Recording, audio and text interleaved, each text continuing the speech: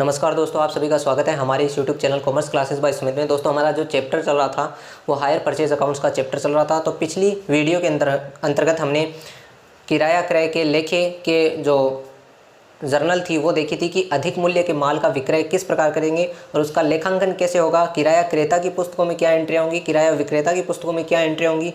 उन्हीं के आधार पर चलिए लेके आए एक एग्जाम्पल। तो जिसमें क्रेता है वो एक्स लिमिटेड है, विक्रेता है वो वाई लिमिटेड है।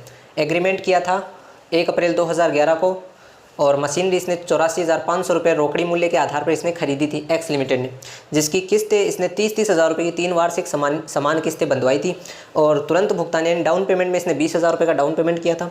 ब्याज की जो रेट है वो है 5% और प्रतिवर्ष मशीन के ऊपर 10% का मूल्य ह्रास यानी कि डेप्रिसिएशन लगता है क्रमागत ह्रास विधि से। तो चलिए ये एग्जांपल है, इसको हम सॉल्व करते हैं। तो सबसे पहले एनालिटिकल टेबल से स्टार्ट करते हैं। हाँ तो दोस्तों, सबसे पहले हम ब्याज की जो राशि है उसकी गणना करना देख लेते हैं इस टेबल के जरिए। तो केस प्राइस उसका कितना था, रोकड़ी मूल्य 84,500 रुपये। उसके बाद में डाउन पेमेंट हमने किया 30,000 रुपये, तो किस्त की राशि भी 30,000 रुपये डाउन पेमेंट, ब्याज कुछ नहीं था, डाउन पेमेंट में कोई ब्याज नहीं और रोकड़ी मूल्य भी 30,000 रुपये रह गया। 84,500 में से 30,000 रुपये कम किए तो 54,500 रुपये आए। उसके बाद में जो पहला इंस्टॉलमेंट था हमारा उसके अंदर 5% हमने निकाला, 54,500 रुपये का 5% हमने निकाला 2,725 रुपये। तो अब देखिए फर्स्ट इंस्टॉलमेंट में देखिए 5% ब्याज के शामिल थे, तो 54,500 के 5% 2,725 रुपये। पहली इंस्टॉलमेंट हमारी 20,000 रुपये की गई, तो 20,000 में से 2,725 कम किए तो 17,275 रुपये आए, वो हमने इसमें से कम कर दिए तो आए 37,225 रुपये। और जो हमने यहाँ कम किए थे 20,000 रुपये में से ये ब्याज के, तो यही रकम आपकी रोकड़ी मूल्य में शेष रह गई। उसके बाद सेकेंड इंस्टॉलमेंट पे ये जो 37,225 रुपये है इसके 5% यानी कि 1,861 रुपये ब्याज के हो गए। तो ये 20,000 रुपये का आपका जो डाउन वो सेकेंड इंस्टॉलमेंट थी तो उसमें से वो कम कर दिए तो 18,139 रुपये आ गए, वो हमने कम किए तो 19,086 रुपये आ गए। ये जो 18,139 रुपये है वो हमारा रोकड़ी मूल्य रह गया। 19,086 रुपये। अब इसमें थर्ड इंस्टॉलमेंट सेम यही रहेगी क्योंकि 20,000 रुपये का आपका वो है ही जो किस्त है। और अब 19,086 रुपये का जो 5% निकला वो 914 रुपये ये हमने कम कर दिए तो 19,086 रुपये बैलेंसिंग फिगर के तौर पे आ गए और यही 19,086 रुपये रोकड़ी मूल्य में आपके रह गए। तो अब इनका टोटल कर लिया तो इसमें तो नील, इसमें 90,000 रुपये हुए टोटल, ब्याज के हुए 5500 रुपये और 84,500 हुए आपके रोकड़ी मूल्य। अब चलिए एंट्रियाँ करना स्टार्ट करते हैं। हाँ तो दोस्तों, सबसे पहले हम किराया क्रेता यानी कि एक्स लिमिटेड की पुस्तकों में जो एंट्री हैं वो देखेंगे। तो सबसे पहले एंट्री होगी machinery account debit to Y limited company 84,500 ये रोकड़ी मूल्य था, केस प्राइस था। तो सबसे पहले उसने मशीनरी खरीदी तो उसकी एंट्री कर दी। उसके बाद में उसने डाउन पेमेंट किया Y company limited account debit to bank account 30,000 रुपये का उसने डाउन पेमेंट कर दिया। अब 2012 में जो पहली इंस्टॉलमेंट है तब से लेकर जो अंतिम इंस्टॉलमेंट है यानी थर्ड इंस्टॉलमेंट तक की हम एंट्रियाँ देखें। तो सबसे पहले इंस्टॉलमेंट देखिए, उस इंस्टॉलमेंट में जो ब्याज की रकम कितनी गई, interest account debit to Y limited company account 2,725 रुपये, जो कि हमने एनालिटिकल टेबल में कैलकुलेट कर लिए थे। उसके बाद में जो हमारी जो किस्त थी, पहली किस्त थी वो थी Y company limited account debit to bank 20,000 रुपये। उसके बाद में जो मशीनरी थी उसके ऊपर हमें 10% जो डेप्रिसिएशन है वो भी हमें लगाना था, चार्ज करना था क्रमागत ह्रास पद्धति से। तो 84,500 रुपये रोकड़ी मूल्य था, उसका 10% 8,450 रुपये। तो वो depreciation account debit to machinery account वो 8,450 डेबिट, 8,450 क्रेडिट। उसके बाद में ये जो डेप्रिसिएशन की राशि है और ये इंटरेस्ट की राशि है ये हमें P&L में ट्रांसफ़र करनी पड़ती है। तो P&L account debit to interest to depreciation ये ट्रांसफ़र होगी। ये 2012 की ये 4 एंट्रियाँ होगी पहली किस्त के साथ। अब दूसरी किस्त होगी 2013 में, तो यही प्रक्रिया सेम प्रोसेस में रहेगी। तो उसमें क्या रहेगा, जो आपकी जो ब्याज की राशि आई थी वो आई थी 1,861 रुपये, 1,861 रुपये हो जाएगी यहाँ पे, ठीक है। और जो सेकेंड इंस्टॉलमेंट थी वो भी 20,000 की थी। उसके बाद में जो आपका डेप्रिसिएशन जो बनता है वो 76,050 रुपये में 10% 7,605 रुपये बनता है। ये आपका डेप्रिसिएशन हो गया। अब डेप्रिसिएशन की राशि और जो ये इंटरेस्ट की राशि है वो हमें P&L में ट्रांसफ़र करनी है।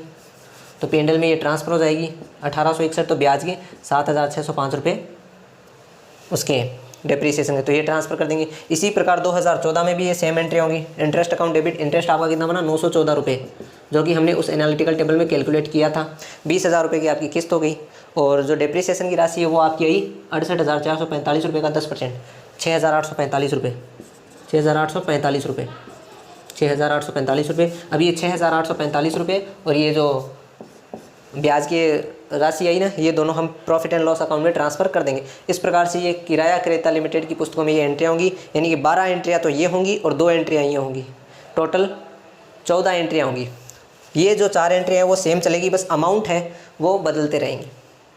तो अब चलिए चलते हैं वाई लिमिटेड की पुस्तकों में और किराया विक्रेता की पुस्तकों में क्या एंट्रियाँ होंगी वो भी हम देख लेते हैं। हाँ तो दोस्तों, किराया विक्रेता यानी कि वाई लिमिटेड की पुस्तकों में किस प्रकार से एंट्रियाँ होंगी आइए देखते हैं। तो सबसे पहली एंट्री, इसने वो मशीनरी बेची थी, तो X company limited account debit 84,500 debit to hire purchase sales 84,500 रुपये एक्स लिमिटेड को बेची थी। ठीक है, अब इसके बाद में इसे 30,000 रुपये तुरंत भुगतान यानी डाउन पेमेंट इसे रिसीव्ड हुआ, तो बैंक अकाउंट डेबिट टू किससे मिला इसे, एक्स कंपनी लिमिटेड 30,000 रुपये डेबिट और 30,000 रुपये क्रेडिट। उसके बाद में 2012 से स्टार्ट करते हैं। पहली किस्त थी, पहली किस्त के अंदर जो शामिल जो ब्याज था वो इसे किससे मिला, x company limited account debit 2,725 रुपये डेबिट टू इंटरेस्ट अकाउंट 2,725 रुपये। उसके बाद में दूसरी एंट्री, इसे 20,000 रुपये की किस्त रिसीव्ड हुई, bank account debit to X company limited से हुई, तो 20,000 डेबिट 20,000 रुपये क्रेडिट।